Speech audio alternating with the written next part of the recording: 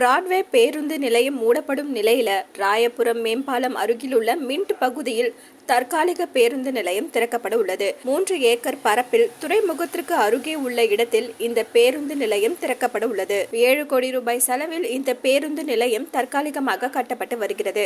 அடுத்த மாதம் பேருந்து நிலையம் திறக்கப்பட உள்ளதால் இறுதிக்கட்ட பணிகள் நடந்து வருகின்றன. சென்னையில் உள்ள பிராட்வே பேருந்து நிலையம் இடிக்கப்பட உள்ளது.